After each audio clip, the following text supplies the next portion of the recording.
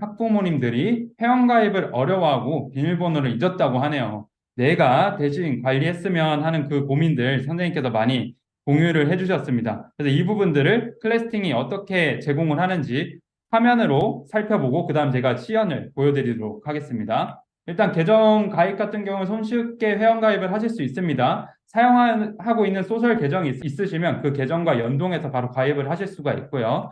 소셜 계정이 없다면 이메일을 통해서 인증코드를 받고 그 인증코드를 입력을 하시면 회원가입을 하실 수가 있습니다. 그래서 학부모님 같은 경우에도 거의 대부분 네이버, 카카오, 구글 중에 하나는 있으실 거예요. 그래서 그 하나를 활용하시면 손쉽게 소셜 가입을 하실 수가 있고 교원 메일 주소가 있다면 그 메일 주소를 통해서도 회원가입을 하실 수가 있습니다. 클래스 개설 같은 경우에는 간단합니다. 학교나 기관을 검색하면 선택을 하시면 되시고요. 그 다음에 클래스 정보를 입력하고 개설하면 바로 개설이 됩니다. 그래서 이 개설 과정은 10초도 안 걸리실 거예요. 네, 이것도 이따가 한번 살펴볼게요. 그다음 관리자 신청 같은 경우에는 선생님께서 기관 관리자가 되셔야지 계정 일괄 생성을 하실 수가 있는데요. 그 관리자 신청을 또 어떻게 하는지 살펴볼 거고요. 구성원 관리 같은 경우에는 일괄 계정 생성하는 부분입니다. 그래서 비밀번호 분시해도 걱정 없이 선생님께서 관리할 수 있는 기능 살펴볼 거고요. 그다음에 문자 발송 서비스도 저희가 제공을 하고 있는데요. 이 문자 발송 서비스 어떻게 선생님께 도움이 되는지 한번 살펴보도록 하겠습니다. 네. 그러면 한번 기능을 살펴볼까요? 여기에서 회원가입을 누르게 되면 네, 네이버, 카카오, 구글, 그 다음에 애플, 그 다음에 이메일로 가입 이런 다양한 유형을 통해서 회원가입을 하실 수가 있고요. 회원가입을 하시게 되면 로그인은 아주 간단하게 네, 바로 연동해서 하실 수도 있습니다. 그러면 저는 일단 회원가입을 해놓은 계정으로 로그인을 해보도록 하겠습니다. 네, 회원가입을 모두 하셨으면 다음으로 이제 클래스를 만드시겠죠. 한 학기를 시작하면 이제 클래스를 만드시겠죠. 이제 클래스 만들기를 통해서 한번 살펴보도록 하겠습니다. 이제 기관을 선택을 하시면 되십니다. 기존에 선생님께서 개설한 적이 있다. 2022년에 학교에서 개설을 했다라고 하면 기본적으로 개설했던 학교를 가지고 이어서 만들 수가 있게 되고 만약에 전출을 가셨다라고 하면 다른 학교 기관 찾기를 통해서 여기에서 선생님 학교를 검색을 해주시면 됩니다.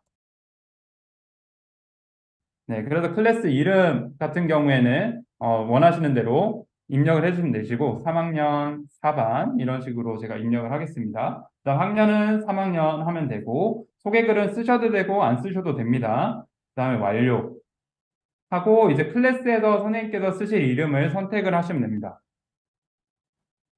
네, 이렇게 클래스마다 선생님께 이름을 선택을 하실 수가 있습니다. 네, 이렇게 하고 이제 내가 이번 학년은 초등학교 3학년을 하게 되면 정보가 바뀌면서 해당 학교에 대한 소식을 받아보실 수가 있습니다. 그래서 제가 이렇게 바꿔서 확인하게 되면 정보가 등록이 되게 되고 보시는 것처럼 네, 바로 클래스가 개설이 된 것을 볼 수가 있죠. 네, 그리고 제가 방금 중강초에서 클래스를 만들었기 때문에 이 중강초 소식이 구독이 된 것을 볼 수가 있습니다. 구독이 되면 자연스럽게 학교에 대한 공지사항과 급식 같은 경우가 발송이 되게 됩니다. 이게 게시가 될 때마다 선생님께서 개설한 클래스의 구성원은 누구든지 공지사항이라든지 급식을 받을 수가 있습니다. 그래서 학부모님들이 또 궁금해하시는 부분들 중에 하나가 급식이죠. 이 급식 정보를 홈페이지 가시지 않고 클래스만 개설하면 받아보실 수 있는 기능 제공하고 있습니다. 이제 클래스 개설까지 했고요. 그러면 그 다음으로 이제 관리자 신청을 하게 되면 선생님께서 계정 일괄 생성을 하실 수가 있는데요. 관리자 신청 같은 경우에는 보시는 것처럼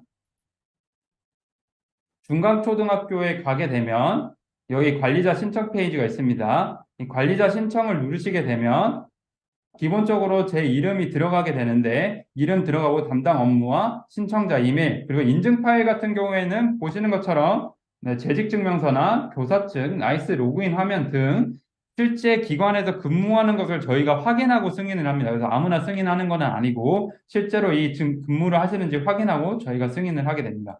그래서 이제 이거를 승인을 하고 관리자가 되게 되면 어떤 방식으로 계정을 일괄 생성을 할 수 있는지 제가 한번 보여드리도록 하겠습니다. 네, 이게 이제 저희가 앞으로 다가오는 기관 페이지인데요. 보시는 것처럼 구성원, 조직, 가정통신부, 문자 이 모든 기능이 이 기관 페이지 안에 한 곳에 들어가 있다라는 것을 보실 수가 있습니다. 그래서 이 기관 페이지에서 선생님께서 어떻게 계정을 일괄로 생성할 수 있는지 한번 살펴보도록 하겠습니다. 네, 가장 먼저 여기 구성원 추가가 있죠. 이 구성원 추가를 누르게 되면 한 명씩 계정을 생성을 해줄 수도 있습니다. 예전에 학생 코드 발급해서 만들었던 것처럼 한 명씩 학생의 계정을 생성을 해줄 수가 있고요. 아니면 학기 초에 그냥 일괄로 우리 반은 그냥 생성을 해서 사용을 하겠다라고 한다면 일괄 생성을 하셔서 사용하실 수도 있습니다. 일괄 생성을 제가 한번 해보도록 하겠습니다. 네, 일괄 생성을 들어오게 되면 보시는 것처럼 양식을 다운받게 되고 그 양식을 첨부하게 되고 그 첨부되고 나면 이제 구성원 계정을 생성하실 건지 그 여부를 확인을 하게 됩니다. 양식을 먼저 다운로드 받아 볼게요. 네, 양식은 이제 기본적으로 엑셀 파일로 제공이 되고요. 네, 필수인 부분들은 양식에 맞춰서 작성을 해주셔야 됩니다. 그래서 이름이랑 이메일, 그 다음에 비밀번호, 역할, 조직 단위, 그 다음에 고유 번호는 학번 같은 건데 이거는 선택으로 넣으셔도 되고 안 넣으셔도 됩니다. 그래서 이 양식에 맞춰서 이름, 이메일, 비밀번호를 입력을 해주시면 되시고 이 이메일과 비밀번호가 학생의 계정이 됩니다. 그래서 이 계정을 통해서 로그인을 하게 됩니다. 그래서 제가 미리 작성했던 그 샘플 파일을 가지고 한번 살펴보도록 하겠습니다. 네, 제가 지금 미리 일괄로 생성을 해놓았고 뒤에 이메일 주소는 실제 존재하는 이메일은 아니지만 이메일 양식을 맞춰서 제가 입력을 해서 모두 작성을 해놓았습니다. 그래서 필수로 표시된 이 부분들 모두 입력을 했고 저는 고유 번호 같은 경우에도 전학생 관리라든지 아니면 전출생 관리를 위해서 일괄적으로 생성을 해놓은 것을 보실 수가 있습니다. 그래서 이 계정을 가지고 등록을 해볼 건데 네, 11이라는 학생과 12라는 학생은 이미 등록이 되어 있죠. 이 등록되어 있는 학생은 어떻게 처리가 되는지 한번 볼게요. 그래서 만약에 선생님께서 이미 만들었던 계정이 있다라고 한다면 중복 처리를 어떻게 하는지 한번 더 살펴보도록 하겠습니다. 네, 그래서 파일 선택, 제가 미리 만들어 놨던 디지털 계정 생성이라는 파일을 가지고 오면 이 파일 안에 제가 아까 20개의 학생을 입력을 해놨습니다. 그 20개 학생을 한 번에 생성하게 되는 절차입니다. 그래서 계정 생성하기를 통해서 학생의 계정을 일괄로 생성해 보겠습니다. 네, 지금 보시면 이제 올라가고 있죠. 이렇게 올라가고 있는데 올라가는 시간이 조금 걸린다고 생각을 하실 수가 있습니다. 근데 실제로 계정이 만들어지는 거기 때문에 조금 시간은 소요될 수 있습니다. 네. 이 친구 두 명은 이메일 중복으로 뜬 것을 볼 수 있고 나머지는 모두 생성이 됐습니다. 그래서 위에 보시면 완료는 18개, 실패는 없지만 이미 존재하는 계정이 2개가 있었다라고 뜨고 이제 재업로드를 통해서 잘못된 것들은 수정해서 업로드해라 라는 것들도 제공을 하고 있습니다. 선생님께서 그래서 잘못 입력을 하게 되면 이런 부분들도 저희가 파악해서 선생님께서 확인하실 수 있도록 도와드리고 있습니다. 네. 그래서 실제로 이제 생성이 됐고요. 생성된 계정을 가지고 로그인을 한번 해보도록 하겠습니다. 네. 132를 통해서 제가 로그인을 해보도록 하겠습니다. 네, 그리고 지금은 저희가 아까 말씀드렸듯이 학생의 이메일과 비밀번호를 입력을 했었죠. 이메일로 로그인을 해주셔야 됩니다. 그리고 제가 샘플 파일인 이거를 통해서 132가 계정이 이거였으니까 복사, 그 다음에 비밀번호는 똑같으니까 일단 똑같이 입력을 했을 때 로그인 하면 바로 학생의 계정이 생성돼서 로그인을 할 수 있는 것을 볼 수가 있습니다. 근데 1교시가 채 가지도 않고 학생의 비밀번호를 분실을 했다고 합니다. 그러면 선생님께서는 간단하게 이 클래스팅에서 학생의 비밀번호를 변경해 주시면 됩니다. 일단 그래서 이 학생은 로그아웃을 하고 비밀번호 잃어버렸다고 생각을 하고 자 132가 지금의 비밀번호를 잃어버렸습니다. 그래서 재설정을 하시면 됩니다. 재설정해서 1, 2, 3, 4, 5, 6, 7, 8 네, 이걸로 바꿔서 로그인을 해보도록 하겠습니다. 네, 비밀번호 변경이 완료되었고요. 자, 이제 132 다시 로그인을 해보도록 하겠습니다.